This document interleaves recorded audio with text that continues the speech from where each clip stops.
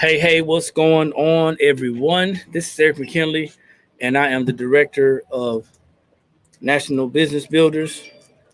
And today is Wednesday, guys. Y'all know what's happening on Wednesday. We changed up a little bit. We are talking about financial education for the youth, personal financial education for the youth. So do me a favor as you jump on, drop your city and state, like it, share it, and tag someone. And if it happens to make sense to you, or somebody happens to tag you, make sure you get back with them so they can help you to get started sharing this information with your youth. So we've laid some foundational information, shared some foundational information, and what we've done is we've shared, why it's important for the youth to have financial education. And tonight, what I want to do is I want to share with you how we can start talking to our youth. So this training is for actually individuals who range from ages 12 to maybe 25. And I know that's kind of like stretching it, but we have a lot of young people, a lot of millennials that don't understand financial education. And even when we go into the conversation, or even as we go into the conversation as far as like talking about financial education versus financial literacy, oftentimes people don't realize that there's a huge difference between the two. There's a difference between financial education and financial literacy. So we got Miss Quartina Trafford out of Huntsville, Rocket City, Alabama. Just jumped on. Thanks for jumping on. I appreciate it. And I was just doing an introduction, just giving an introduction of what we're going to be talking about tonight. So let me go ahead and share this. I'm going to tag a couple people in this and also a couple of groups.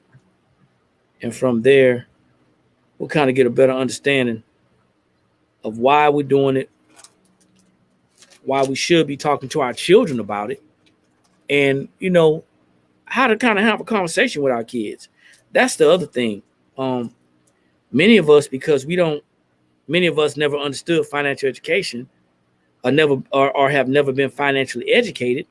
Many of us don't know how to talk to our children, to have the conversation. And I think that's really important because everything in conversation starts with definitions. It starts with verbiage. And if we don't understand what each other are talking about or what we're saying, then it's going to be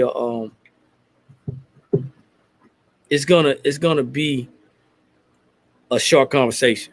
You're gonna lose somebody, right? So for the parents out there, this is not to step on anybody's toes. So I got to put this disclaimer out there because this information that we share is not to belittle anyone. It's not to make anybody feel bad about what they do or don't know or what they thought they knew. It's not about that at all. And I'm not here to tell you that I'm the expert, but tonight I am the subject matter expert about what we're going to be talking about. I don't know everything, but the things that I've learned over the last 5.5 years has gotten me and my family to a position to where we can have conversations about money. I mean, let's talk about this, man. Who wants to be able to have the uncomfortable conversation about money and turn it into a comfortable, necessary conversation? Because it is necessary. I want everybody to understand this. We've created this stigma, or we've accepted this stigma that we should not be talking about money. We've accepted what society has planted in our minds, that we shouldn't be talking about money. We shouldn't be talking about our next move. We should be holding those things close to us. But I've learned that in order to get something that you want, you have to manifest. It has to manifest. You have to speak it into existence. You have to talk about it.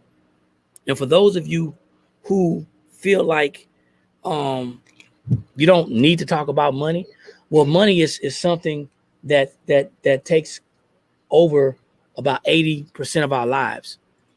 For all of you who are believers and say, I don't need all that. I'm good where I'm at. I'm good where I'm at with your bills. For everyone, all the believers out there that talk about, we quote scriptures about, God taking care of us and supplying all our needs. but we sometimes tend to forget the part about faith without works is dead. So although God will take care of us, he also gives us the ability to create wealth, to build wealth. He gives us the ability to be successful. We're creators. And the conversations we should start considering to have with our children is not just about going to school, making good grades, and getting a good job. That conversation, I'm gonna tell you right now, is played out. Because we're putting so much emphasis on our children going to college and getting this great degree. But we all know our children. And if we don't know our children, we have an idea about our children. Every child is not college material, meaning that they struggled in elementary school on certain things because we learn differently. Had some issues in high school because the teachers tried to label them with some type of learning disability. And now you're telling me that you want your kids to go to college? You want. But it may be better for them to go to a trade school. It may be better for them to learn a skill set. And in doing so, as they move out into society and they move out into the world, they're going to have to learn how to take care of their money. I mean, there's a lot of things going out there that's going to attack your child's finances. That's going to stifle them and stagger them and stunt them from building wealth. And we're going to talk about these things over the summer because the kids are out of school and we want to make sure they have something else to do other than this. So we want to give them some information, and then hopefully this will bond with you, allow you guys to bond and kind of bring you together. Now, like I said, I'm not in the traditional sense, I'm not an educator. So I don't know how much that says about me, but in the traditional sense, this is not a traditional education. This is a life lesson. So I'm gonna go ahead and get started because this is gonna be a short night tonight, Cortina. Okay. Short, and to the point. So let's go ahead and get this thing going. Greetings, billionaire. Brother Sherrod just jumped on. All right. So let me share the screen and share this old PowerPoint that I put together. And it's not, like I said, it's not gonna be long. Okay. And like I said, the whole purpose for this is education. It's education. That's the purpose. And it's not to make somebody feel bad. It's not to make somebody feel less than, but it's to inform us. So these are not the traditional definitions, huh, Cortina? No. This ain't what you thought I was gonna do, huh? Yeah, okay. Well, hey, well, you know what?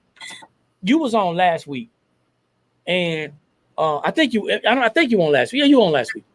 I was on via Facebook because so I wasn't part of the panel last week. So check it out.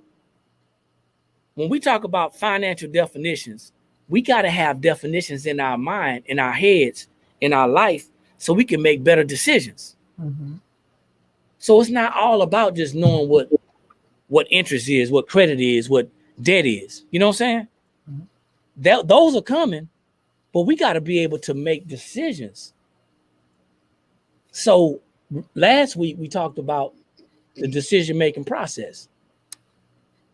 And a lot of our children are not prepared. Heck, a lot of us adults are not prepared, right? That's true. The decision-making process. So here's one decision. Alternatives. Different possibilities to choose from a different situation. Alternatives. Our son's in college. And we stress to him to understand that you have the opportunity to choose from different situations. There's alternatives. Think about it. You're in college, away from home. You don't know that your child applied for a credit card. Correct. Mm-hmm. Right? You don't know. Or going downtown, getting those little small pay here, pay now, later, write a check loans. You're right. Yeah. You don't know that. Yeah. So we got to have these types of conversations with our kids, our children, our young adults, our youth, so they can understand that the alternatives are different possibilities to choose from a different from a given situation. So that's one of the definitions. So what do you think about that, Cortina? That's a different definition of what you probably thought. But what do you think about that? Alternatives.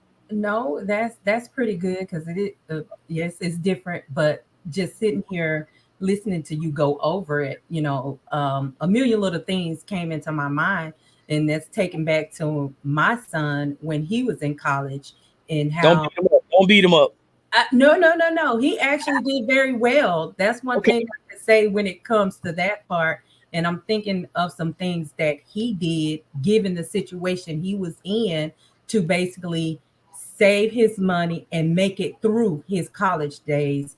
So, because I always call him a broke college kid, but Yeah, that's what but they are. yes, he was broke college kid, but he always had money stuck back, and a lot of that came from discussions that we had, going him going into college. So it was alternatives. Given that situation, he had some alternatives, and he survived. He survived. That's what it's about. It's really about coming out and coming through because you don't want to come out of college. First off, you're coming out of college and you got all this debt just for student loans. Yeah, And that's the debt that the parents know about. But the right. parents don't know about the $10,000 or $15,000 in credit card debt that they accumulated. Correct. Yeah. Correct, right? Yep, that's correct. So now that's one of the things we got to talk about and talk to our children. So criteria are a set of standards to consider when choosing the different alternatives. Criteria are things important to you when you're making a decision. What's the criteria? What's it based off of? See, oftentimes what happens is we make decisions based off of lack of information. Or guess what else we make decisions based off of? Emotions. Emotions. We make a lot of emotional decisions. Yes. We may have our back up against the wall. And the criteria is that we're struggling. Not understanding that when we make this next decision, it's going to put us deeper in the hole. Yep. So that's some of the things that we have to think about. We got to change our vocabulary with our kids, not just talk about, not just talk about how,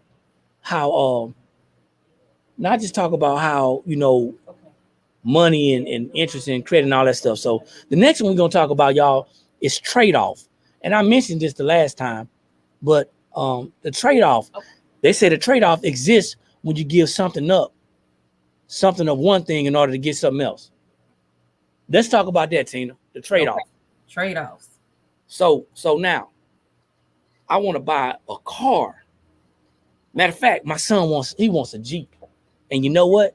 He messing around, he gonna get this truck I got, and I might get the Jeep because the Jeep is tight. Don't do it like that. The Jeep is tight, right? That's not a good trade-off. Well, it's a good trade-off. It is. The Jeep that I'm gonna get is gonna be a good trade-off. But the one that he was gonna get ain't gonna be a good trade-off. But no, so think about that. The amenities that come with it. I guess that's the best word to say. The little perks that come with the vehicle. You got 4-wheel drive, right? I don't have 4-wheel drive on my truck. I got 2-wheel drive. Right. You got nice little little designs on the Jeep. Well, my truck's plain. The trade-off. What are you giving up? Are you giving up something small to gain something big? Are you giving up something big to get something small? Or are you doing, matter of fact, are you making that trade-off in an emotion? You don't want to make an emotional trade-off. Kids going to school. They're going to college. And they're struggling financially. So the first thing they may do is they may get a job, right? A part-time job. Instead of them telling the parents, hey, listen, I'm kind of struggling right now. They know you broke. We know our kids broke. We're hoping that they're going to say something, though. Now, you've traded off your free time to get a part-time job when ultimately what you may have done was taking the free time that really wasn't free because you needed that time to study. Now, you trying to make money to go out with your friends or eat out, or the trade-off. Yeah. So that's something to think about. What you think about that? Oh, that's good. And again, I can't help but reflect back, to my own personal situation with my son during his college years. And even as to recently, a little cousin of mine who's a college kid, she posted something on social media, and it was basically saying that, she was going to have to take a break from college because one, it was draining her, financially and of course mentally. And she was just going to get a job full time until she felt like she could come back and accomplish that goal. So those are all trade-offs. I know with my son, he was trying to basically make up from the difference from what I was not supplying him financially to live, because there were things that I didn't know he needed that he had to find a way to make sure he had, even if that was part of hanging out with his friends. Yeah, yeah. So I mean, our kids want things. Our young adults, they want things. They want to be able to be independent, and they want to be able to live better. I mean, they go from home to living great at home, Mm-hmm. right? And they Mm-hmm. can't keep up that lifestyle. Yeah. So the trade. You know what else? I read somewhere it might be beneficial that our children go to a 2-year trade school, Mm-hmm. learn a trade, get a job, and if they want to go to a 4-year college, they can now afford it. Bam. Yeah. But a lot of times we don't think about that in that sense. We don't think about that. So that's the trade-off, y'all. So if y'all out there listening, just jumping on, Eric McKinley and Cortina Trafford, we're talking about different definitions that and different conversations we can have with our children as far as understanding and providing financial education, and just giving a basis or a foundation of it. Okay, not all the traditional, not all the traditional definitions. This one you may have heard, y'all. Opportunity cost. Opportunity cost. How much that opportunity gonna cost you? The value of the next best alternative when a decision is made. What is given up? Opportunity cost.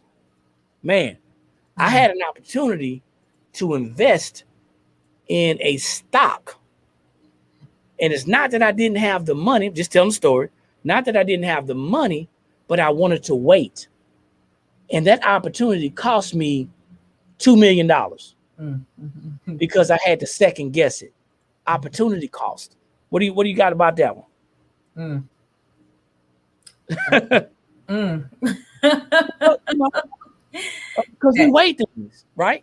I have a bunch of those. Well, yeah, we all do. Yeah, that's what I'm looking like. Ooh, yeah, I Yeah, we have a all do. lot of those. Okay, and sometimes I do go with what I think is, the best alternative decision, and then I look back on it and be like, man, I should have went with my first, initial instinct. And it What did. makes you think? What you think makes you second guess yourself? Um, for me is my emotions. I overthink a lot of things, and then it comes down to um, my emotional feeling at that time, what I'm feeling at that time, and that's how I'm gonna base my judgment on making a decision. We got to check them emotions. Oh yeah, I'm working on it. I'm We got to working check. on it. I'm You know what? definitely working on it. I'm getting You, better. Lord, you know what else? Right on, right on. But you know what else though? Opportunity costs, finances, mm-hmm, mm-hmm. finances. Also, you know, a lot of times we make decisions based off of what other people are doing. Yes. And another thing, y'all, imagine imagine losing an opportunity because of lack of information. Imagine that. Imagine, imagine, um, imagine losing an opportunity because of lack of information. We got Miss Bertha Winston just popped in for a minute. I know she's Yeah, busy. you had me in the room. You I had could me in the room, I couldn't waiting do room. I couldn't do anything, Miss Bertha, because For I was 18 minutes. oh man, 18 minutes. Oh, I didn't know. I said, he didn't let me in. 14 ain't say nothing. Now and she probably couldn't see either. I couldn't see. I couldn't see you, Miss Because you Bertha. only had one screen. Only had one screen up, Miss Bertha. Okay. Yeah, if I couldn't see, I apologize. That's that. I gotta get my stuff together. So, Miss Bertha, Like, what's going on here? you've been watching though, right? Oh yeah, I've been on. So you've been in the conversation then. Oh yeah. I couldn't see you, Miss Bertha. I'm sorry. Don't be mad. Don't be mad. Look, I had to play. Look, I said he better let me in. I play hooking from church tonight. Don't beat me up. I'm sorry. I'm gonna let you talk, y'all. Miss Bertha's at the DMV area. Yeah, you know they looking for me. I play hooker tonight. We've been in revival all week. Oh man, are they broadcasting it? Are they doing yeah, they are. Man, yeah, that's what's up. Yeah. Since Friday, that's why I couldn't get on Friday. Okay. It ends this Friday. Okay. So I may not be on Friday night, but I'll be on. That's cool. On the day. I might jump on your revival. Yeah. Yeah. We screaming. Yeah. Okay, that's what's up. Mm-hmm. But now we just talking about the kids tonight. Yeah. Some non-traditional definitions. Yeah. Not what people would think, but we got to learn how to have conversations. Like I said, got to learn how to have conversations with our children about money. I see Full Joy Financial Empowerment says, or even starting at a community college first. Yeah. You know what? I take a community college even though you can get the degrees and everything, I will put a community college right along the lines of a technical school. Mm-hmm. I know it's higher than a technical school, but I think that's a good idea as well. Go to that community college, and if you decide you want to go to that 4-year college, let those credits transfer. Make sure you go ahead, Tina. That's the route. I'm sorry for jumping in, but that's the route that my son took. Well, I heavily encouraged my son to take, and he took. He went to community college first, and then transferred to the 4-year college. But when I look back on things, given the ups and downs that he went through, he stated several times. He's like, I would have been done, when I got my associates instead of going to the 4-year, but I did it because of you. And I've grown over the years, and it was me. I admit it. I was that parent, like, no, you're going to go get this degree. You need this degree. But now that I'm deeply into looking at my finances and educating myself, I think back on it and I'm like, he only went because I made him go. Wow.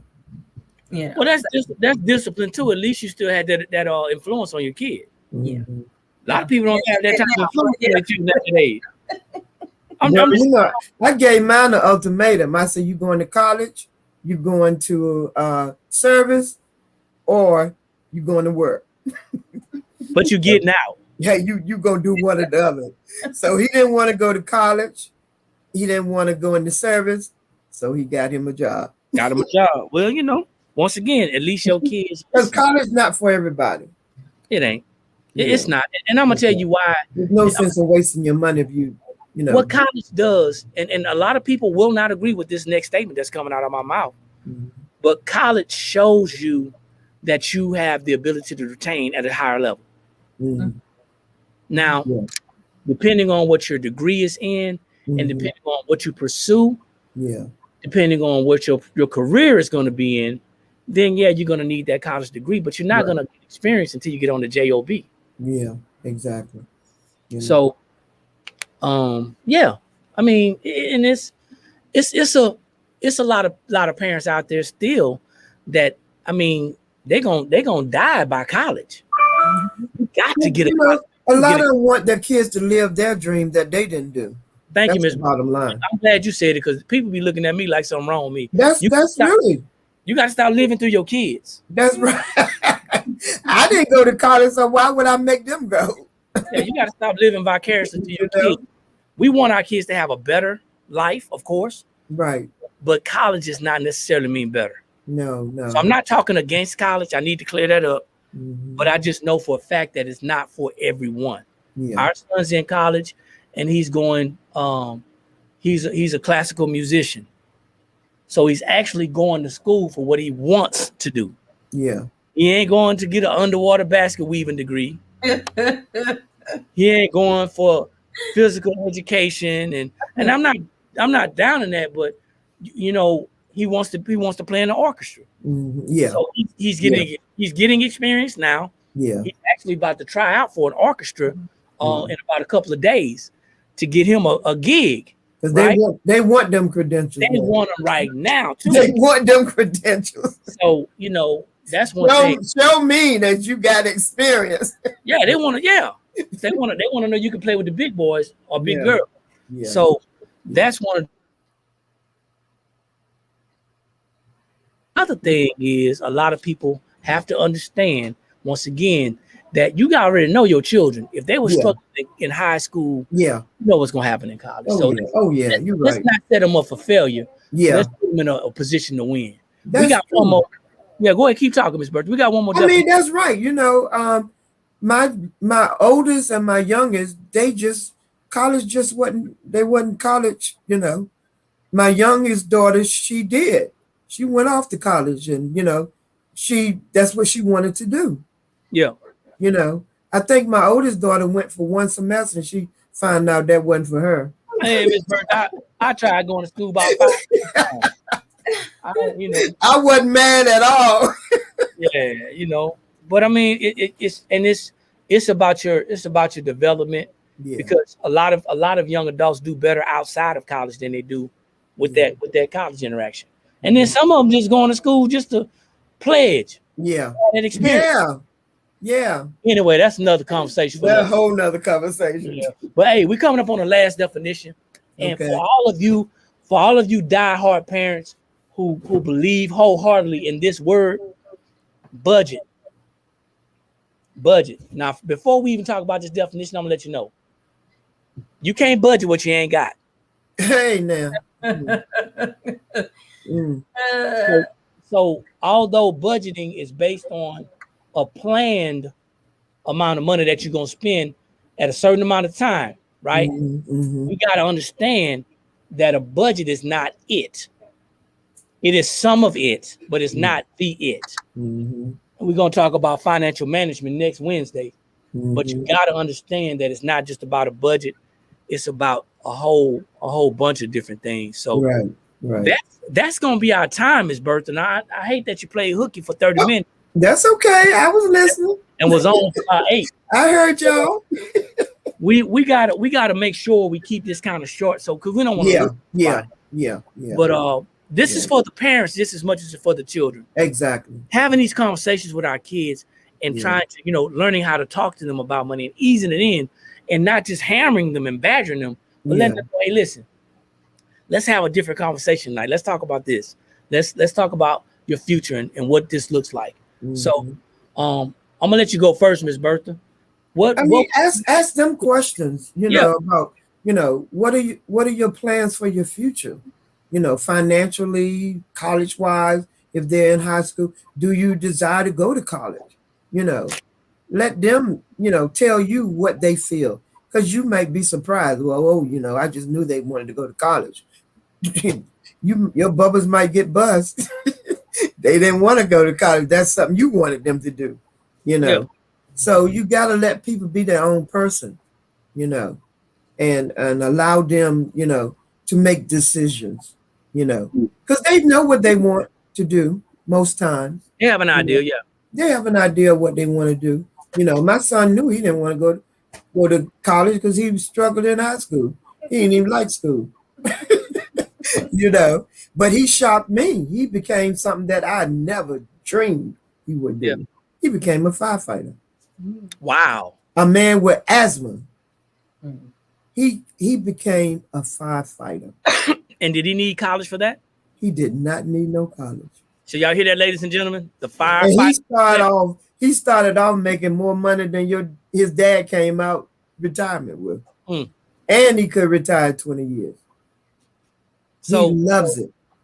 So y'all see that, right? There's other professions that don't actually require school, but then we still have to go. He went to school. He had to go to to that. He had to go to that training. Yeah, but something he was interested in doing. That's what he wanted to do. I said, go for it. If that's what you want to do, So I would just say, let them make the decision. You'll be shocked. I was totally blown. I Wow. mean, first I was hesitant because I knew he had asthma, and being a firefighter and you have asthma. Yeah. I mean, for real, But he went, and God was really with him, because when he first took the test, he failed it. Yeah. And you don't usually get a second chance when you fail. But this guy, who was his trainer, he said to my son, he said, I have never done this since I've been working for the firemen. He said, would you like another chance? Talk about favor. Okay. I mean, that was God. I know that was God. Yep. So he said yes. He gave him another chance, and he passed it. Talk about favor, man. And that's what he's supposed to do. That's what he was supposed to do. That's what he's supposed to do. Exactly. You hit a lot of key points, even though we don't think that our children know, they have an idea. They may not know 100%, but they have an idea. Yeah. And our children are nothing more than little people. That's right. So, give them an opportunity to have that conversation. Times are changing, and we have to change with them. So that's true. Miss Quartina, what you got? I'm definitely sitting here. You kind of took me down memory lane tonight.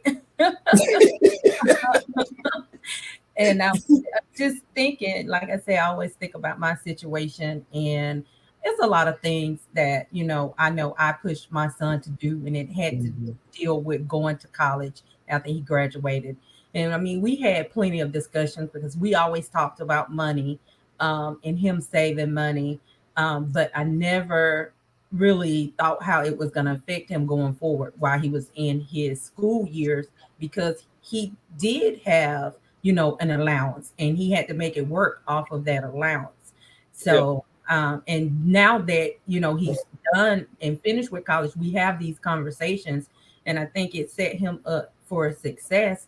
So the conversation, it really does have to start early, but so much, instead of parents telling their kids what they're going to do, is like you said, Miss Bertha, ask them what they want to do, because I was basically telling my son what he was going to do, and I need you to do it like this, don't go, then you can do it, whatever you need to do afterwards.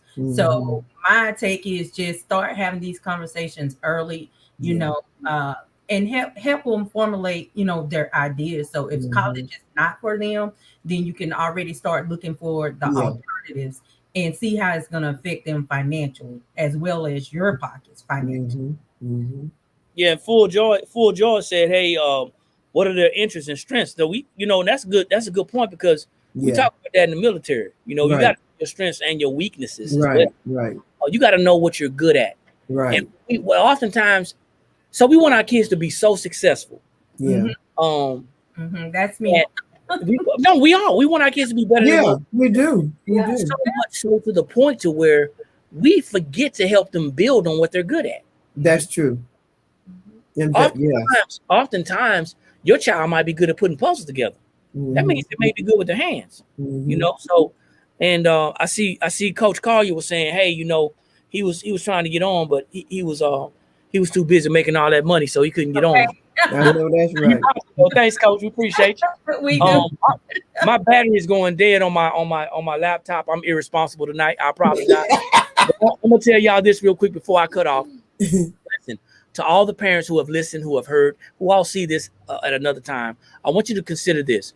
We're talking about laying foundational conversations and groundwork, and having to have a conversation with your children about finances. It's not just about jumping into talking about compound interest, return on investment, budgeting. We have to understand that there's a decision-making process. And once we plant those seeds to help our children to make decisions, they're going to understand that they got to talk about alternatives. We got to talk about criteria. We got to talk about opportunity costs. We got to talk about things like that and have those conversations, because our kids are nothing more than small adults with big ideas. Don't crush your kids' dreams, people. Don't do it, because that's a great way to lose your kids. That's we don't want to lose our kids to the world, because the world gonna chew them up, spit them out, and they're gonna give them back, or they're gonna put them in somewhere that they don't want to be. So let's keep our kids close by having these conversations with them. So if y'all jumped on, we appreciate it. We got to go. Thank you, everybody. We got Miss Bertha Winston out of the DMV, Miss Quartina Trafford out of Huntsville, Alabama, and yours truly, Eric McKinley, coming out of Columbia, South Carolina. Like I always say, when you know better, that's when you have the ability to do better. And the only knowledge that's powerful is properly applied knowledge. This was the youth's night tonight, talking about personal financial education for the youth. Like it, share it, tag someone, and we'll definitely see you all at the top. Too many people struggling at the bottom. You all take Peace care. out. Be blessed and peace. All right. God bless.